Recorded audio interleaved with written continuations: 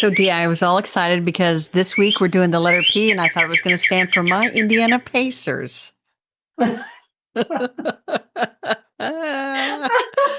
nothing nice I can say here. But then the Thunder one. By the way, I edited out what you wrote. But then the Thunder one. I Okay. can't even remember what I wrote, but I say P is like for Fooey. Our star player got injured right away, and But other than that, it was a really exciting series. yes, and it's sad.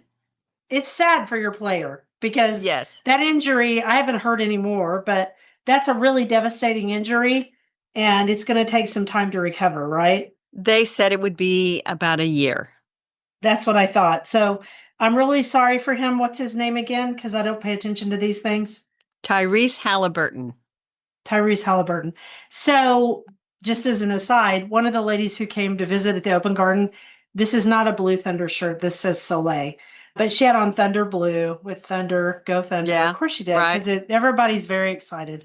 Yeah. And she goes, you and Carol are going to talk about the game, right? And I said, no, I'm not talking to Carol about the game. And then I opened this up and you wanted to talk about the game. But okay, life goes on. Well, I have one more thing to say. I did send you that very funny Instagram of the parade. Yeah, super hilarious. Yeah, thanks. And the players are up on top, sitting on those open buses. And then there were low, like, I don't know if they were power lines or wires. They're power lines. Trying to knock them off. They were hitting them in the head because they're like 7 feet tall. I shouldn't laugh. And the truth is, we don't have double-decker buses in Oklahoma City, so there'd be no reason. You know what I mean? Nobody thought, hey, those might be tall, and you have 7-foot tall people on top of your bus. Anyway, it was new for us. It would have been new for you, too. It would have. Yes. Anyway. And I heard there was a lot of ragging on about our parade and how it wasn't anything like New York City or whatever. And I was like, you're not New York City. We're not New York City. Thank goodness. A small, beautiful city. And we love our city. And I'll be honest, I love Indianapolis too, because I've been there. All right. Shall we get started? Yes, that's enough basketball talk before somebody says, is this a basketball podcast? No. Gardening. Welcome to the Garden Angelus, where we chat about basketball only once a year, flowers, veggies, and all the best dirt. I'm Dee Nash from Guthrie, Oklahoma, where I still have a large garden out in the country, and I have a funny thing about that.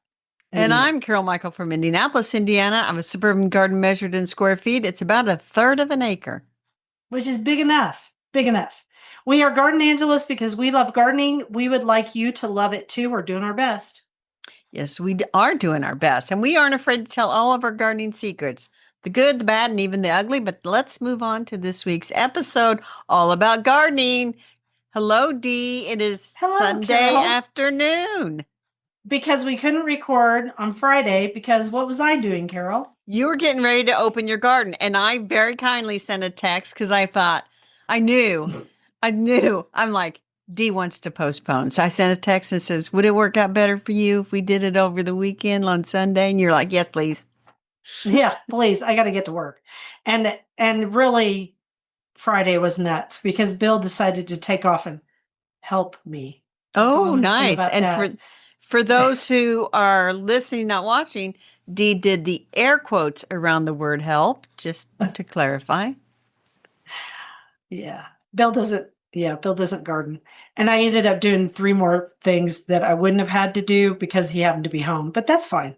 Yeah. Wait a minute. Yes. So I imagine one of those funny Instagrams where the wife says, hey, we're going to have company. We need to get things cleaned up. And so the man starts like cleaning out the attic or some worthless thing that doesn't need to be done. Very similar. He needed iced teas. He felt like people had to have iced tea. I was like, we have water. Water's enough. He goes, no, we got to have sweet tea and bottled unsweet tea. And we have to get it at Sam's. And he was going to try to push it around with his walker. I said, I'll go get it. So I went and got it at lunch hour with all the fuminess in the world. But it all worked out. We got through it. So I just go on and tell you about the garden tour since I've been jabbering on. Yeah, you tell us about the gardening tour, and then I'll tell you what I was doing in the garden. Okay, so I did not go to the Winter's Parade in Oklahoma City.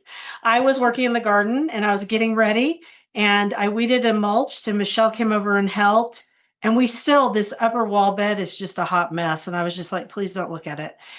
And then what else did I do? I cleaned out the pond. I worked in the pond. I got all the rocks back up on the pond. I worked so hard. So the one good thing about Bill taking off on Friday is he got to see how hard it is to prepare. Because usually I work during the week. He doesn't know. He's at work.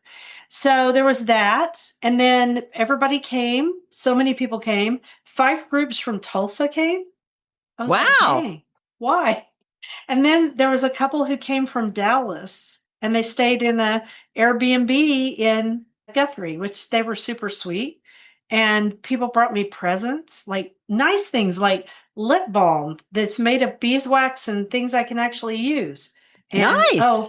and my dear, dear client and friend who has San Isidore Gardens up in Tulsa.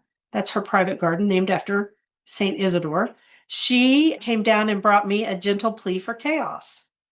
Oh, That that nice book. book. Yes. Yeah, which I don't have. I had read a library books or I read it on Kindle. So that was really, really nice. Now, That is. what did you do? So this is Sunday. So since we recorded a week ago Friday, I have booked in my weekends. Went to one nephew's garden last Saturday where we trimmed shrubs and his mom was helping and we got trees, a few trees trimmed. We trimmed up the shrubs, got everything nice looking. Mhm. And they live where you could just put everything at the curb and then the city will pick it up. And then Nice. this Saturday, I went to another nephew's house. He's had it for 2 years and I didn't get out there his first summer. So he had some weed trees and stuff. And we left the biggest pile at his curb of weed trees that had come up in some grasses. And I whacked back to stubs some burning bushes. And I really probably shocked him Ugh. with how, I get out of my truck and it's like I grab my shears and I trim this and I grab my Yeah, there's no reciprocating saw. chatting. We got things to do, right? Right. And then I'm like, the only thing I asked him if I could do was, could I cut back this invasive burning bush? And he said, sure. So, but he worked hard. His mom and dad came and helped and everybody worked hard. And I think I left him a little shell shocked by it all, but Everybody lived.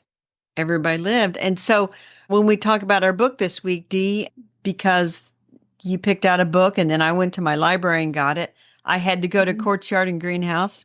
And so it's your fault that I bought hollyhocks at the end of June. But I would, It's a good time to buy hollyhocks. yeah, she For had you guys. she had some really nice seedlings and I've been wanting to add a bunch out to this one bed in the vegetable garden. So I bought those and I got them planted this morning and I picked the first currant tomatoes, those little teeny tiny things. So, and in I saw I had between, some pear tomatoes out yeah, there. And I had tomatoes this week too. Now that I think about it, I did not eat them because right. I'm not supposed to, but But in between all that, I've done some weeding, I've done some mulching, I did some mowing, yeah. all kinds of Sounds like good you've been fun. busy. I want to But it's been explain hot really. as Hades, so I've had to do it all in the early morning because It was we really were hot out there. We went to 7:30 mass this morning and I threw on my clothes when I got home right after I cooked breakfast and went out there. And that's why so what this is, it's sunscreen and stuff. So yeah, it's hot. It's hot and it's humid. What's the temperature there right now?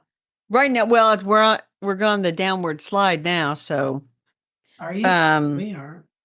it's getting cool. I mean, it's going to be in the upper 80s this week instead of the 90s. So Oh, okay. I would tell you the temperature. I have to look it up. That's right, because you don't have on your Apple Watch. It's 89 here right You know now. what? And we're going to get up to 93. It's 81 heading to 88. Yep. It And must be summer. that's pretty much our week this week. It's going to be in the upper 80s and then I'm looking forward and I shouldn't do that. There's a couple 90-degree days in there, but it is Yeah, summer. enjoy the 80s. 80s are nice. So, playing favorites. What's your favorite this week?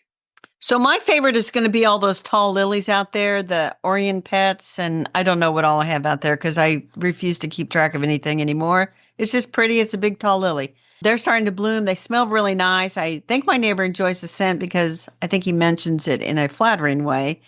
But they look really good, and they are going to be my favorite this week. How about So, you? that's funny because your lilies are ahead of mine. That's How how in the world? weird. Well, we've been cold all spring. And so mine have just formed buds. I'm telling you, my garden doesn't, people were very sweet about it, but in my opinion, it doesn't look that good. I looked out there, I was like, it's been eaten by deer. It's not growing correctly. It just looks wrong. But a lot of people said that when they came through about the vegetable garden, all of theirs were behind too. So it's been a weird year. I won't tell you what my friend Jennifer from Ladybug calls this year. It's not pretty. But Well, one other thing, you mentioned the mhm, vegetable garden. I did pull out all the pea vines. They had started to get that powdery mildew, so in I the hate that trash. stuff. All the lettuce looked at 90-degree days and said goodbye, started bolting, and so they're all in the compost pile. So yeah, it's summertime. It's summertime. So, speaking of summertime, my favorite this week is my Lysianthus. I did a reel about it. And so I wanted to say something quickly about it. So, P. Allen Smith, after my reel, texted, well, commented on the reel and said, Dee, what is your favorite variety of Lysianthus? And I thought, variety? I hadn't even thought about that because I've only grown them one other year and these Yeah. overwintered from last year. So, and they were given to me. My friend Jennifer gave them to me. So I wanted to tell you, I called Jennifer because I was like, I don't know what to tell Alan. I just know that I like these. These are pretty. And she said, okay, so the ones you have are the Arena series because she gave them to me. She goes, the ones you bought this year from Burpee, I'm just about sure they're the Arena series. But there are two other series that are cool too.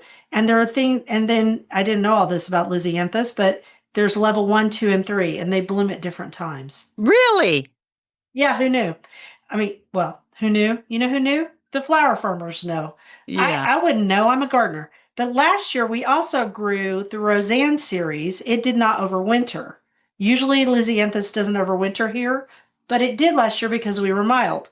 The Roseanne series is a little bit less cold tolerant, less hardy than the Arena series. But the Roseanne series has Roseanne Brown, which was unbelievably gorgeous. And then there's a really dark blue. Let me see if I've got that Roseanne. I think it's this one. Yeah. Roseanne Black Pearl. Carol, look that up really quickly. Okay, I'll look that Roseanne. up really pretty. I'm sitting here And thinking, then why didn't we talk about Lysianthus when we did the letter L? we did. We did talk about them, but I didn't know anything. Now I know stuff because I asked questions. So there's also Blue Echo, but she thinks I had Blue Arena. And she said Arena or the Arena series is closest to the species, which they're known as prairie gentian. And prairie gentian is a native in the United States. So Arena are the hardiest and toughest. But then she said there's a new one on the block called Mariachi. And she said they are super ruffled.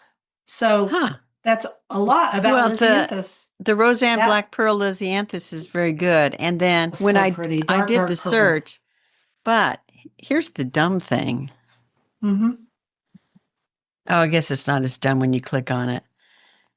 Amazon had a thing for Lysianthus thornless roses, and I'm like, there's no such thing. What are they talking about? It's the Lysianthus. They call them a thornless rose, which isn't, they don't look like roses. So I don't know No, why they I call guess them a little that. bit because they have a lot of petals. They look a little rosy like, They but look more like ranunculus than they do like roses, but whatever. Look up Roseanne Brown. They are so pretty.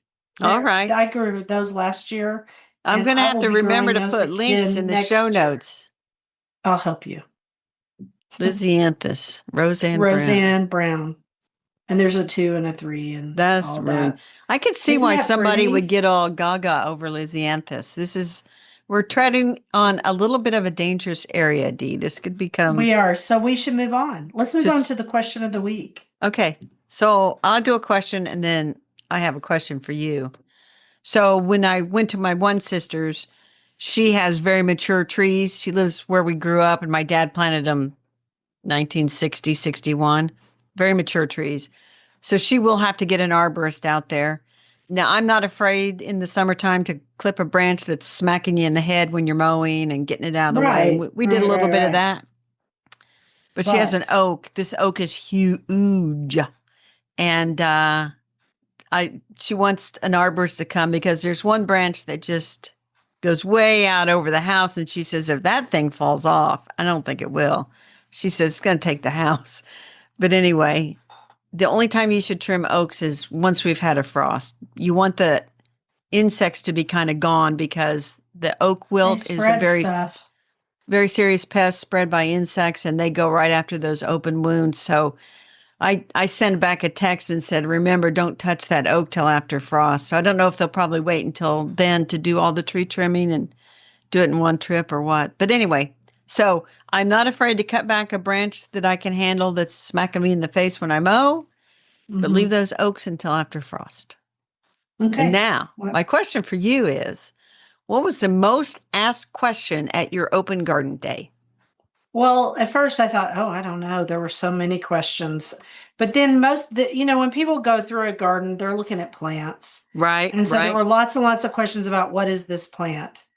And I was really gratified by one lady who said, I read your post on the best hydrangeas to grow in Oklahoma's finicky climate, which is one of my most popular blog posts. And she goes, and because of you, I've been successful with hydrangeas. Good That made me deal. happy.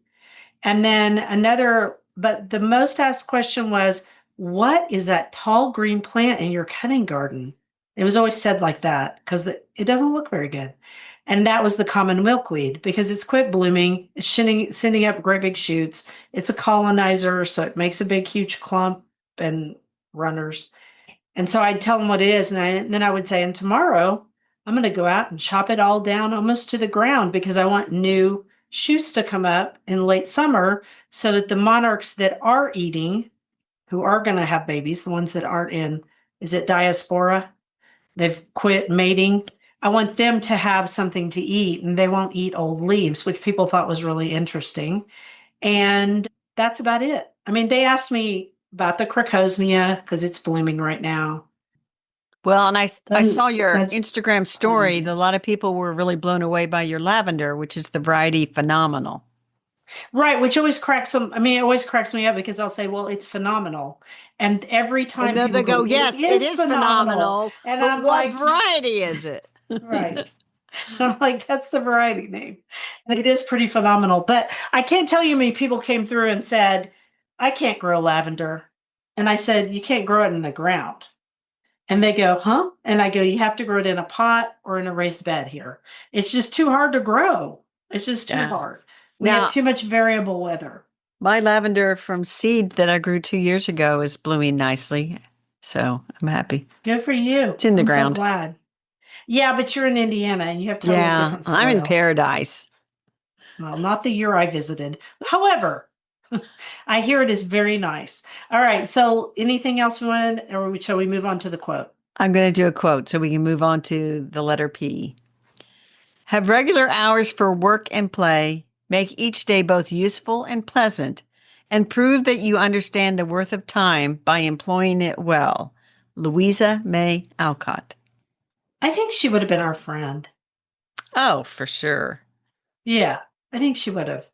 All right, flowers. P is for, and then you said Phlox because the Yes, Pacers lost. So we're talking about Phlox instead. we were always going to talk about Phlox D. And so these, to me, these are very cottagey flowers. Yeah, Um, I grow all three. I grow all three as well. So creeping phlox is Phlox subulata, and it blooms in the spring. Yeah, it's the most common one. Everybody grows And it. it's very boring after that. It's just a flat bunch of green. It's a ground clover. It doesn't look like anything, and you know, It's it's boring. just okay. It's boring. It's boring, and you know what? Nuts Edge likes to grow up in it. But luckily, you just lift it, because like the little rug it is, and you pull. Yeah. Yeah. And then Next, next I'm gonna stay in spring bloom. And you brought up, and I didn't list it, I don't know why I didn't, which is Phlox divaricata, which is the woodland phlox. Very pretty in the spring. I've got that. I've got the pink variety. Most often they are blue. blue, white, or pink. They have all three, and I grow blue, and I have one that's white, but I really want blue because I love the blue. I have like a carpet of it now because I've grown it for 25 years. I have pink in the pink garden. But when it's done, it's just boring. Just sits It's there. yeah, it is. Yeah, it is. We're really People we're go, re- people go, what is that? Because it's a little taller, I'm sure. right. Well, so it's about 8 inches tall after it's through blooming, and you can spread seeds around, and then it just sits there, which is okay. Yeah. Not everything needs to shine every moment in the garden. No, nothing does really. Okay, and then the last one is my personal favorite of the moment, which is Phlox paniculata. I Yes. love phlox, and there's other phloxes too. There's that one that is a mix, and I could look it up, but we're just going to talk about these three. So, Phlox paniculata is the tall garden phlox. All three of these are native to the United States, Yes. which is cool. Yes. And Phlox paniculata is a nice summer flower. Now let's rag on it too, because guess what its problem is? It also starts with a Mildew, P. Powdery mildew. mildew. And Ooh. so if So grow it in the powdery sun. yeah, if powdery mildew bothers you, you will want to seek varieties that are powdery mildew resistant. They won't be Mhm. completely free of it, but they will have a little less. I just let it self sow itself around. Yeah, I mean, mine doesn't sell so much, and I have I have a lot of varieties of Phlox paniculata. It is a great plant to just stick in a place where you like, oh, I have a hole that has a needs a vertical element. You just stick that in there. And I shared a few years ago that I went to the King's Garden, which was the Prince's garden at the time, and he had this gorgeous hot purple, just amazing purple phlox. And so I found one that was similar called ultraviolet magenta or something like that. It's a Right? winter's one. Well, I've got two of those, and one of them has decided to kind of up and die. I don't know why. You know Ah, how they'll just wilt and then they yeah. go, I'm dying.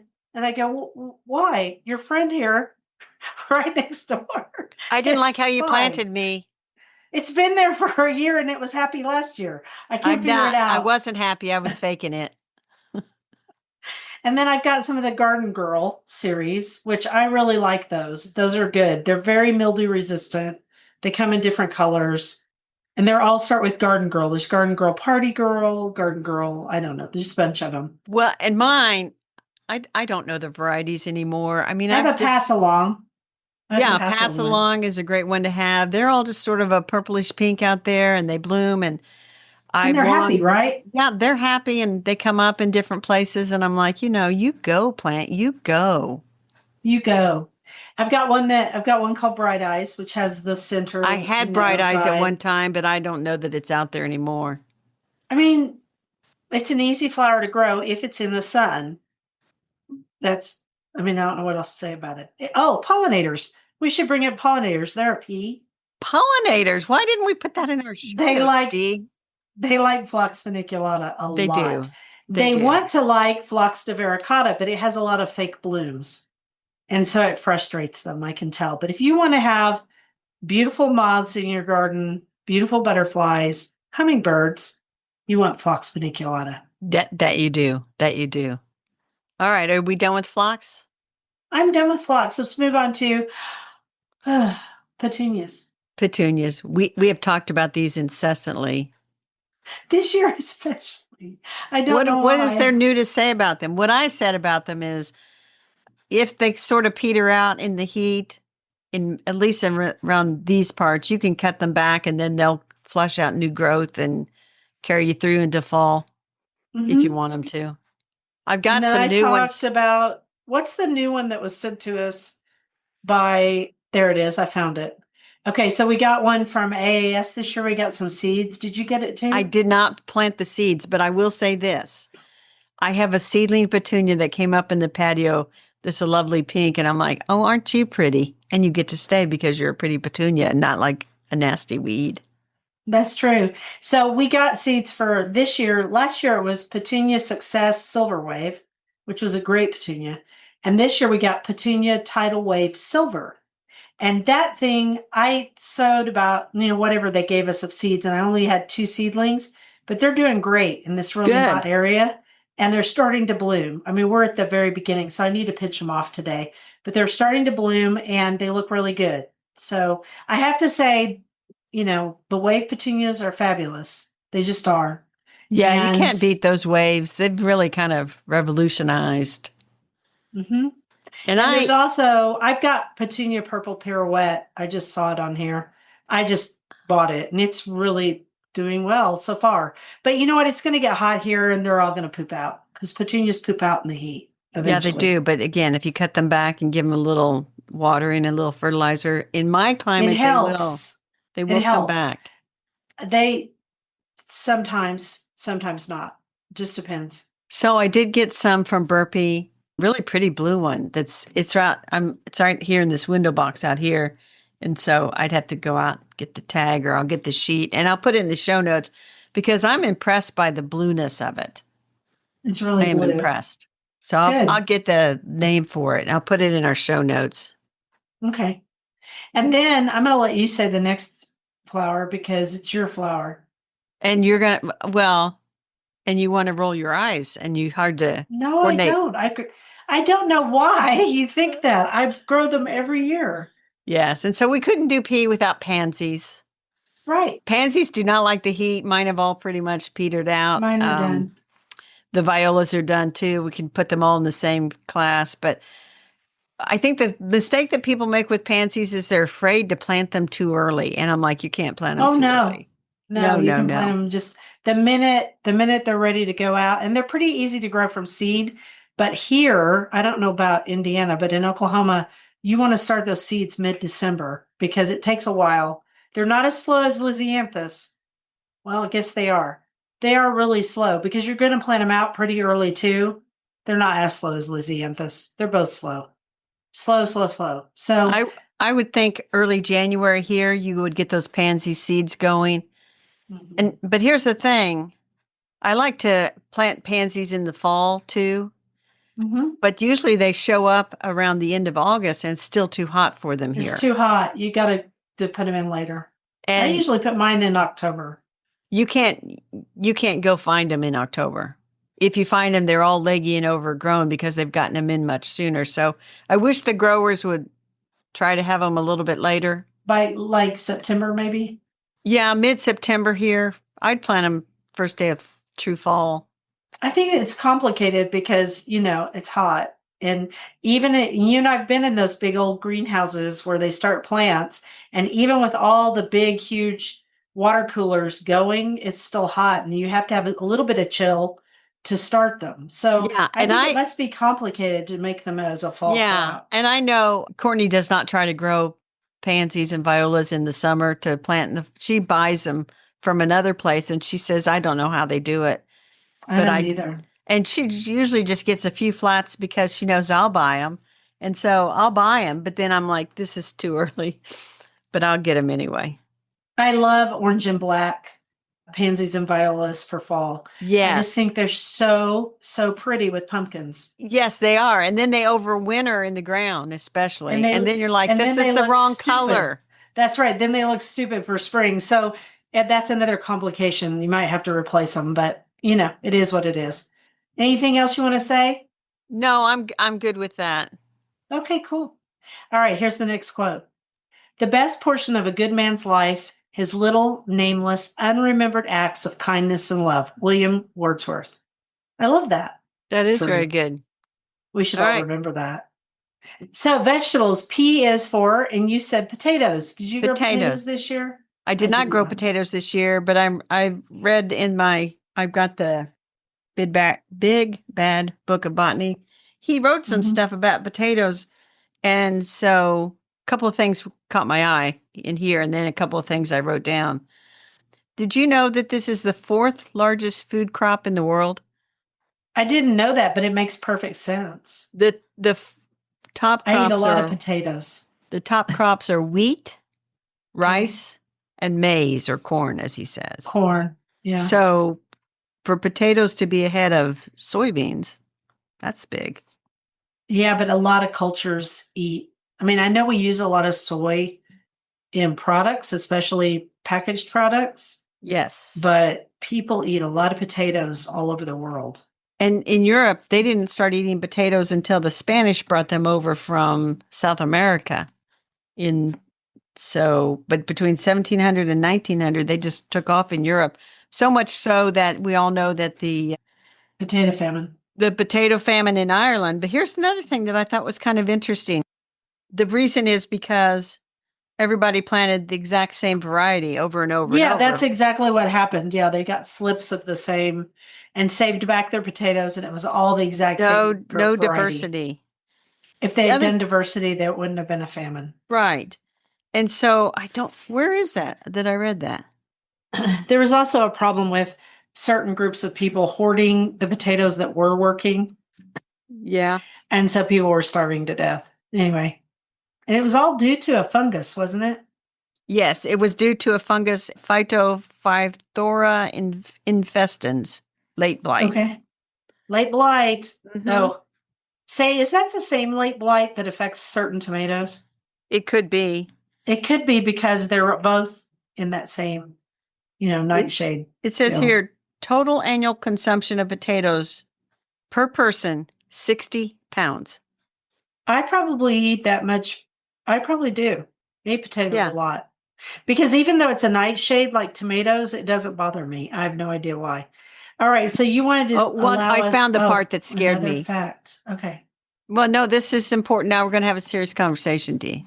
So don't. Well, I thought that was pretty serious already. Well, it's going to get worse. Oh. He says, and I'd have to look it up, the agribusiness company Monsanto Oh, of course. is a leader in creating genetically modified potatoes and all kinds of Gross. agriculture. Now there are many modified potato varieties that have been spliced with compounds from pesticides. So, Right. So that they don't have to worry about potato weevils and stuff.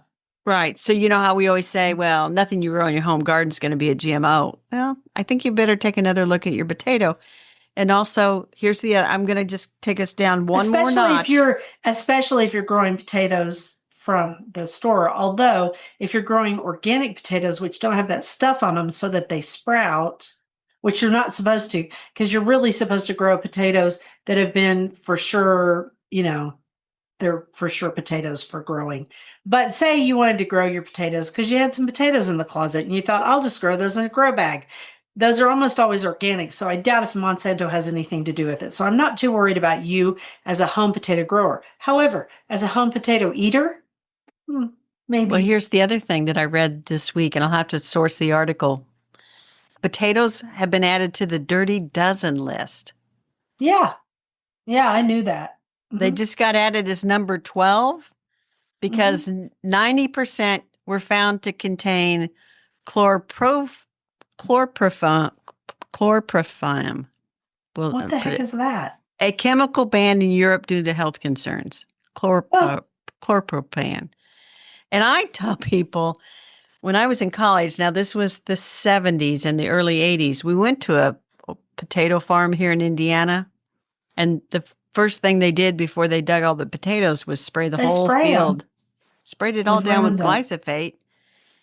And then at that point, I became an organic potato girl. Now, I will eat unorganic potatoes, but I will never eat the skins because I saw the process and I'm like, oh, the skins are coming off. Well, and they also put the skin on. I mean, they put that stuff on them to keep them from sprouting. Yes. So okay, anyway. I'll just say, if I'm eating at home, which is 99.9% of the time, I only eat organic potatoes. They're easy to find now.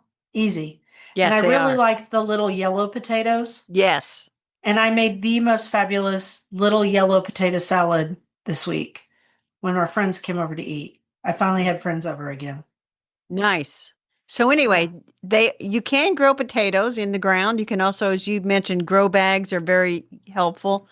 They weren't great because you just tip them over and all the little potatoes roll out. Yeah, although I don't know why, but the last few times that I've tried, I just have not gotten good potato production out of it. And I don't know if it's the variety I'm choosing, if something's not right, but I do like that when you grow potatoes, you have to chit them first.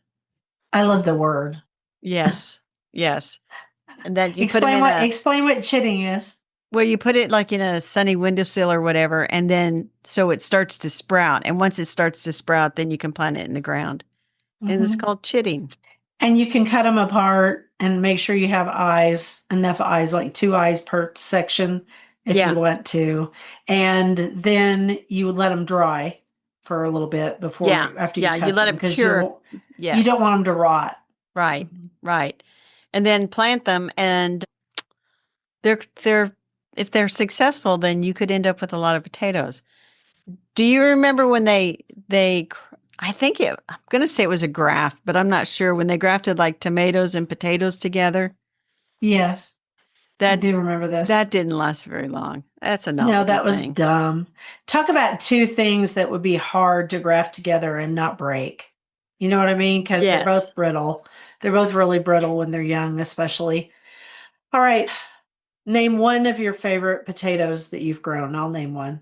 Ready? You know what? I haven't grown enough to have a favorite. Like I Oh, bought the red. red ones at Menards one time and the yellow ones I at like Menards. I like red Pontiac.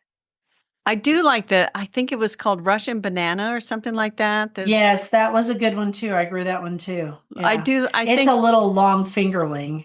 yes, the fingerling tomatoes, listen to me, potatoes. And if I was going to grow Yeah. potatoes, I would grow things like the fingerlings that you're not going to find at the store. Yeah, there's no reason to. I mean, red Pontiac probably is pretty common, but you don't see as many red potatoes as you used to. So it's kind of like red onions. I grow red onions because you can buy really good sweet onions anywhere. It's not hard anymore. All right, so let's go on to the next thing because we have jabbered on about potatoes, haven't we? We have, and it was my fault because I read out of that book. No, I Uh, appreciate it. I learned a lot. Thanks. Peas, give peas a chance. And like pansies, early sowing is That should key. be, oh my gosh, that should so be a Gardner t-shirt. It Yeah, probably you is. could do a little pea and it kept a little smiley face, little hands. And it could say, give peas a You know chance. what? I'm going to guarantee you that somebody's already come up with that Well, t-shirt. I want that t-shirt and I want it in green. And you need Okay. one too. Okay, so again, sow them early, like pansies. In fact, sow them at the same time. Yeah. Well, Well, the pansies are going to be planting out, I but you're going to sow the peas. right. I plant mine on around March 17th. Three types of peas with me together: snap peas, snow peas, shelling Shelling peas. peas. Try I some of all plant of mine them. in February, mid-February. Yeah. And then, like we said, then harvest and eat. They're delicious. And somebody They are said, really good. oh, I was at the family reunion and my cousin's son's wife, I don't know what she's related to me, but she had messaged me on Facebook a while back because I was showing off my pea pods and hers hadn't even flowered yet, but she planted a lot later. And she lives south of me, and I'm like, you could plant March 1st.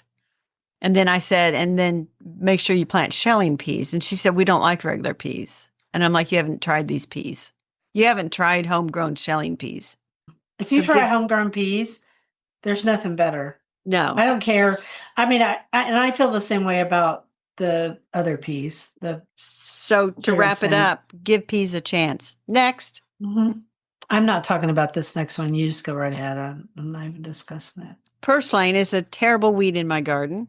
Is it Mine in your too. garden? That's why. Oh my gosh, yes, it gets in my brick path. I mean, my paths, my rock paths, all the Yes. time. I find it And constantly. it is also grown as a cultivated plant. And every time I mentioned on my old blog years ago that I was pulling out purslane and throwing it away, people would tell me what a great source of Yeah, eat omega it. 3 fats and stuff. And I'm Mhm. like, no, it's No, still a weed in my garden. I am not going to grow it. But we should mention it because it gives us a chance to talk about Charles Dudley Warner, who wrote My Summer in a Garden, 1899. And he wrote one of the best lines about purslane that I've ever read. It grows as if the devil is in it. that's the truth, man. And that's not to be confused with cultivated purslane, which is portulaca. For That's the okay flower, for the for the flower. flower. But this does not produce a pretty flower. It's ugly and it's fleshy and it breaks off when you try to pull it. It's just a nightmare. So do you remember we went to Pasadena for Garden Com and we went to that dinner, that one place where they had long tables set out, like at some Oh, the farm to farm? table dinner. Yeah. What They, was the name of that guy who was I putting don't flowers remember. I on? don't even want to know. We'd just roll our eyes. But they served purslane soup. And I don't think you ate it because it might have been thickened with flour. I think it was thickened with flour and it also had dairy. That's why I didn't eat it. Yes, and What did it taste like? I took one bite and said, "Okay, I tasted it." And then I'm like, I'm not eating it. Bleh. Mm-mm. Mm-mm. So, Totally understand. It is as if the devil is in it. I don't like it. no. Okay, And the reason it next. grows like the devil is in it is because it readily reroots. If you just leave it laying on the ground, it'll reroot Yeah, from. as soon as it gets snapped off, because you go to pull it out of those rocks and you get underneath it and you think you've got that central leader. No, some little piece breaks off and then you've got more of Or it. you drop a little leaf on the ground and it'll root from it. I It hate that grows as stuff. if the devil is in it. And I will Never do a a quote. word, truer words. I told you. That's why we brought up purslane, Good. so that I could do that quote. And so now I'm going to do a quote for the book. The library in summer is the most wonderful thing because there you get books on any subject and read them each for only as long as they hold your interest, abandoning any that don't, halfway or a quarter of the way through if you like, and store up all that knowledge in the happy corners of your mind for your own self and not to show off how much you know or spit it back at your teacher on a test paper. Polly Horvath. Who the heck is Polly Horvath and Uh, how did she live my childhood? I don't know. I But mean, we that's go cool. you go to the So library. before we bring up the book, I just got to say, when I was a child, the library was my absolute favorite place. And I went to the one that was, this won't mean anything to you, but to Oklahoma people, it's the one that's called Belle Isle. And it since has been turned into library offices, but it used to be my local library, right? And the thing I loved about the library was when I was a little kid, we only had one air conditioner in the house and it was Uh-huh. a window unit. So, and my parents had a window unit in their bedroom, Ditto. but Nita and I did not have a window unit. It was hotter than Hades upstairs. And so to go to the library where they had air conditioning and be able to sit down and look at books as long as I wanted to, and I would bring home a huge stack, like 13. And so that is exactly my childhood. Thank That is wonderful. And I will tell you this. I think I've said this before. When I got my driver's license, the very first place I drove all by myself, I'm free. I can go anywhere I want. I didn't go you to the went to the mall. library. I went to the library. That is Drove awesome. myself to the library. I just drove myself to school. I had just passed my driver's ed test. And speaking of the library, you took yourself off to the bookstore and then you start texting me pictures like a maniac. And I was very sensible and mature about the whole thing. And I went to the library and I got the first book. Yeah, I bought it. And I'm really glad I did because this is beautiful. It is a beautiful book. The Hidden Histories of Flowers by Maddie and Allison Bailey. And I thought, that sounds quite familiar because we reviewed another one of their books, I think their first book, The Hidden History of Houseplants. Mm-hmm. And so this is in the same vein, and they just talk about a whole host of flowers, and they go through and they talk about cultural, geographical differences, stories about them, all kinds of good stuff. Oh, yeah. In fact, I just looked at elderflowers Uh-huh. and are they talking about elderberry? I assume? I think they are. Yeah, Sambucus nigra. So Sambucus nigra is the black elder, which I do have that one too. But the elderberries, they're Yes. just beautiful. But here it says elder was planted during the Middle Ages in Britain. Elder was planted on or near gravesites and cemeteries as a way of ensuring a peaceful rest for the dead. I didn't know that. Nice. There's just some really great, and people in England do love the elder. They love elderberry. They Yeah. make cordial out of it and liquor and Well, and gin I and was tonics. reading a section on passion flowers. You see the picture there? This is to illustrate how Yes, beautiful the they're so illustrations are. beautiful. Yeah. That's what got me is the cover. And I know you're not supposed to judge a book by the cover, but then I opened it up and here's Lily of the Valley, Carol. It's beautiful. It is really a beautiful book and it's just well written. Yes. And so this is one of those, and I decided this week that I do judge a book by its cover, by how it feels, by how it's put together, by illustrations, all of the above, size and all that stuff. This is the perfect little gift book, don't you think?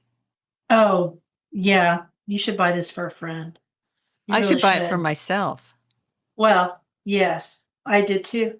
I did buy for myself. The other two books I sent you were just ones for us to review, but I did not buy them. I bought this one because it was Oh, so pretty. I got one of those from the library, but we'll talk about that next week. Next week. What else do you So want to say about this one? fascinating stories of flora, it says on the cover, and in the description it says, if you find yourself wondering about the deeper meanings behind flowers and are keen to investigate their inner workings and place in history, the hidden histories of flowers is the perfect place to begin your exploration. Yeah, and it's just beautiful. It would be a good one to give to somebody who already likes flowers a lot. Yes, that would be you and I. It's so funny. I turned to page 36 and it says Russia. And I'm like, Russia? And it shows a rose on the side and it's like flowers in the Soviet Union. What other book would you open up and it goes Russia? So it's a very interesting book. It talks about lore and places and history. And then while you were talking, I also read a little piece about the flowers that follow the sun. What's that called again? It's like, it's not alopecia because that's when you lose your hair. Anyway, If you hadn't flowers fall. asked, Sir, I know any other time you could do it. phytotropism. Phytotropism.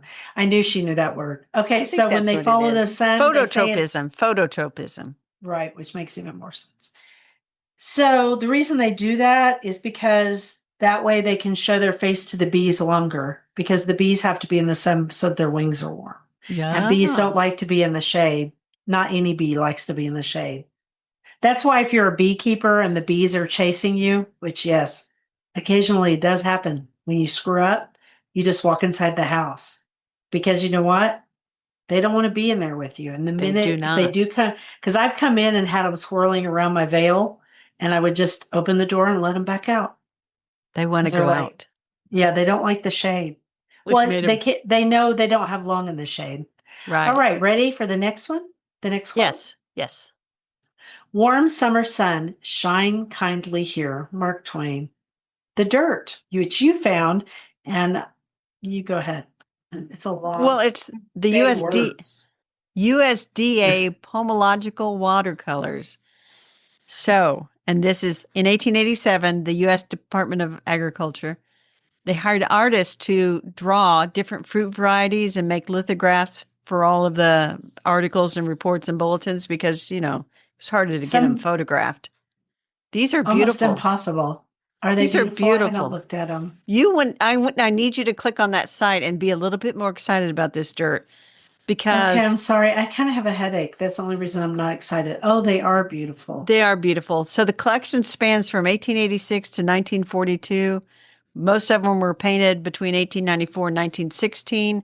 They are beautiful. There are 7,497 watercolor drawings, 87 line drawings, 79 wax models. And these are all in the public domain, Dee. So if you wanted to, you could download and print that and stick it on your bulletin board. Or you could put it on your blog if you wanted Yeah. to. That would I be a mean, good they're all way in the to. public domain. They are beautiful pictures, don't you think? I Apple do. lover that you are. I knew you'd be excited when you saw it. There's a lot of apples in here because they grew a lot of apples. Now we are down to Yeah. fewer, but Right. and I guess I'm in the section just with why am I in Prunus right now? They have all kinds. How They have how are chair. how are they organized? Do we know? I don't know how it's organized. I was just scrolling through and saying, that's pretty, that's pretty, that's cool, that's cool, that's nice. Well, where I started, it started in the Malus, which is apples, and then it moved on to Prunus, which is, of course, Cherries, plums, cherries, cherries. all of those guys. Yeah, cool. Thought you'd like Another that, family. Dee. Does it? Oh, yeah, there's a pomegranate. Oh, isn't that pretty? I told Hmm, you. We'll leave a it link is on our pretty. show notes because people want to see that. And now Good. I'll do a quote and send us off to rabbit holes. Could the golden time but stay of youth and love and a summer day? Jean Wright. That's a good one. All right, That you is. talk about yours first because the second part of it I'm also doing, but I've also got my own. So I wrote about Doretta Claber, who is a lost lady of garden writing. She wrote and illustrated books on rock garden plants, gentians, primroses, and I have her book on violets, which is how I discovered her. So the amazing thing is she illustrated all her books with watercolor paintings and stuff. So she was also an illustrator. Fascinating lady.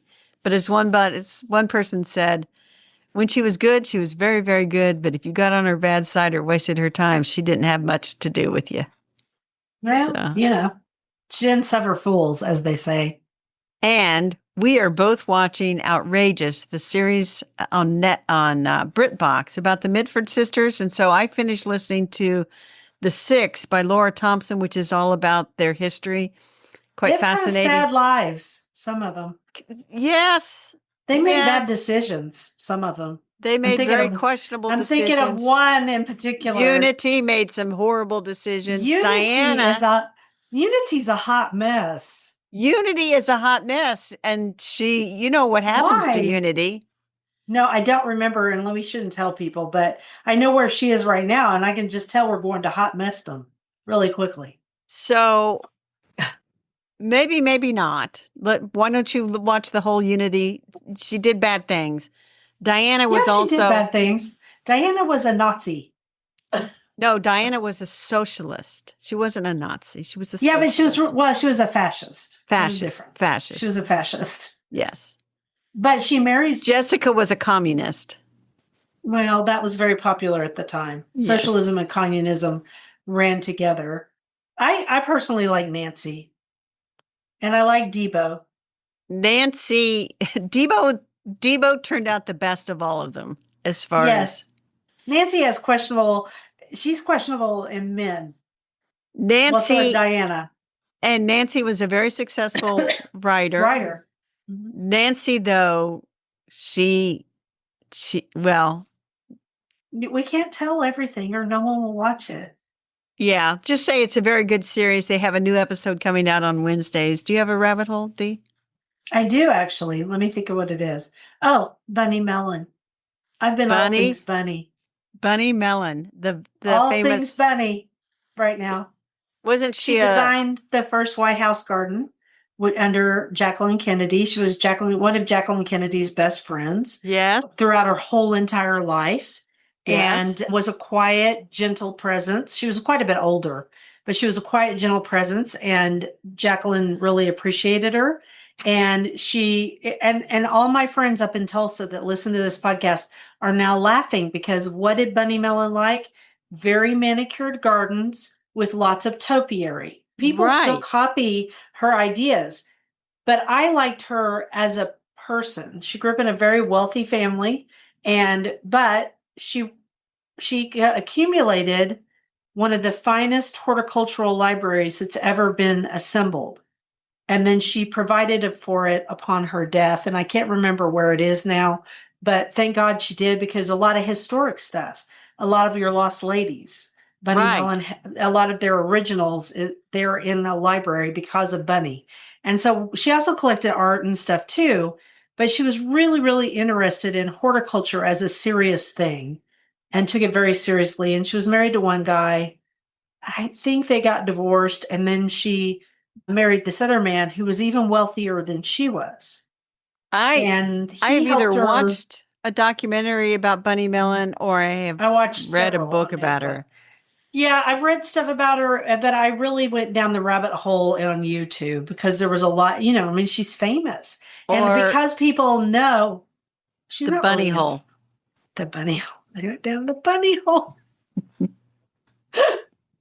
I have several books on her gardens, and I really love the symmetry of them because in spite of the fact that I'm not into topiary, my gardens are very symmetrical. They're definitely on a plan. I like formal stuff, but I like informal plantings, which makes me a weirdo, but who cares? Well, that's what I say. Sometimes the most charming gardens it's got a very structured little shrub hedge around it, and then in the middle is pure chaos of flowers. And that would be mine. Although it doesn't really have a shrub hedge, but it does have a split rail fence. So yeah, it was really, really fun. Oh, you were saying that the Mitfords are the Kardashians of their time. That's mean. No, I didn't say that. I've seen other people say that they were in the 1930s. They were all the time being reported on in the paper, things that they were doing and all that stuff. They were infamous for sure. Yes, and they were often in the paper, but not for doing nice things. So I guess they were always in trouble. in August we could have a like, can you believe this? Can you believe that? Because by then everybody should have watched the entire Yeah, series. we should do that. Did you watch episode 3? Because it drops one a Yes. week. Yeah, We watched I episode watched it. 3. Poor Nancy. Poor Nancy. I don't like her husband. I do not. No, he's not a Every likable time, person. every time he comes on, Bill goes, ugh. Because we just can't stand him. He's a bore. Okay. Well, wait till But you see what Nancy does before you decide that, yeah. are you feeling sorry for him? He won't get a job.